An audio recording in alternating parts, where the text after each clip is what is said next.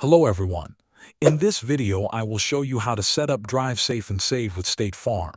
First, you will need your smartphone and the State Farm app.